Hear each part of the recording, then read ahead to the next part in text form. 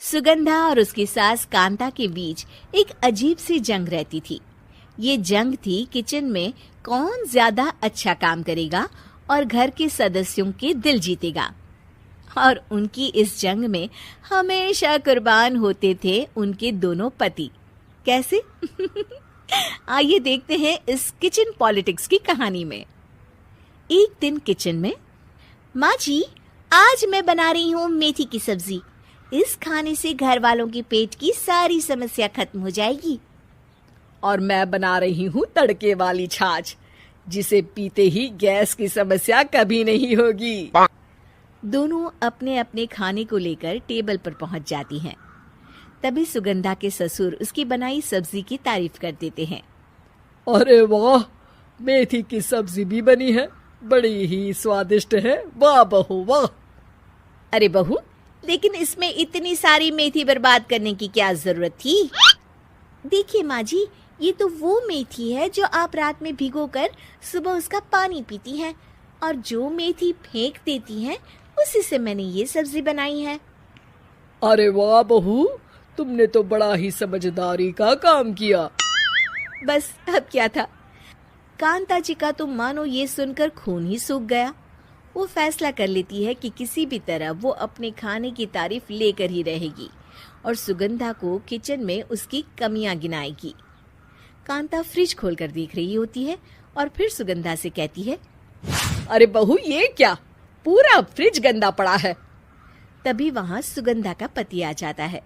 वो सुगंधा को डांट कर कहता है, सुगंधा, तुम्हें कितनी बार कह रखा है कि वायरस फैल रहा है, साफ सफाई का पूरा ख्याल रखना है, लेकिन तुम किचन में इतनी गंदगी रखोगी तो कैसे चलेगा।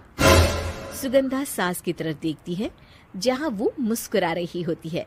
सुगंधा समझ जाती है कि सास ने उससे बदला लेने के लिए ये सब किया है। दोनों रात के खाने की तैयारी में लग जाती हैं। दोनों ना एक दूसरे की तरफ देखती हैं और ना ही एक दूसरे से बातें करती हैं।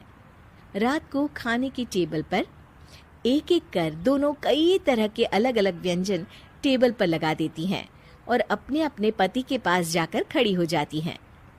अरे खाइए जी खाइए, मैंने बड़ी मेहनत से बनाया है। प्लेट में वो खाना डालती हैं। सुगंधा भी दोनों की प्लेट में खाना डालते हुए कहती है, बड़ी ही मेहनत लगी है इस खाने को बनाने में। हाँ, दोनों को ना चाहते हुए भी सारा खाना खाना पड़ता है। कहीं दही तो कहीं मलाई तो कहीं मसाला। और इन सब के बाद दोनों बड़ी ही मुश्किल से अपने कमरे में सोने जाते हैं। लेकिन अगली सुबह सुगंधा का पति चिल्ला रहा होता है, हाय रे, हाय मेरा तो पेट खराब हो गया, हाय माँ बहुत दर्द हो रहा है। तो वहीं कांता के कमरे से भी कुछ ऐसी ही आवाज आने लगती है।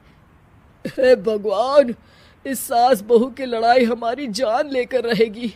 जाओ कोई डॉक्टर को बुला कर लाओ। डॉक्टर आते हैं। दोनों को देखकर कांता और सुगंधा से कहते हैं, देखिए, आप दोनों इन्हें खाने में हल्का ही दीजिएगा। हो सके तो रात का खाना जल्दी खाया करे और वॉक किया करे। इतना कहकर डॉक्टर वहां से चले जाते हैं। जिसके बाद एक बार फिर से दोनों बहुएं किचन में जाती हैं और खाना बनाने में लग जाती हैं। रात में खाने के टेबल पर दोनों एक बार फिर से खाना लगाने लगती है। पापा जी, मैंने ये पतली मूंग की दाल की खिचड़ी के साथ ये पापड़ और पुदीने की चटनी भी बनाई है। अरे बहू, अभी अभी बेचारे पेट की बीमारी से गुजरे हैं, इतना भारी खाना तो डॉक्टर ने भी मना किया है ना। देखिए, मैंने आप दोनों के लिए सूप बनाया है। और दोनों उन लोगों की प्लेट में खाना डालने लगती हैं। तभी दोनों एक साथ बोल पड़ते हैं, बस करो, हमें माफ करो, हमें नहीं खाना इस घर में ना खिचड़ी और ना ही सूप। हम इंसान हैं, एक वक्त में एक ही खाना खा सकते हैं। बस करो, हमें माफ करो, हमें नहीं खाना इस घर में ना खिचड़ी और ना ही सूप। हम इंसान हैं, एक वक्त में एक ही खाना खा सकते हैं। इतना कहकर वो दोनों वहां से चले जाते हैं। कहानी का अंत। आप लोग उम्मीद कर रहे होंगे कि अंत में सब ठीक हो जाएगा। नहीं जनाब, अगर सास बहू के बीच सब ठीक हो जाए तो आप ये सीरीज देखे ही क्यों? तो मजा लीजिए इस चैनल में सास बहू से जुड़ी कहानियों का, क्योंकि ये ऐसा रिश्ता है जिसकी मिठास उसकी खटास में हमेशा ज्यादा ही रहती है।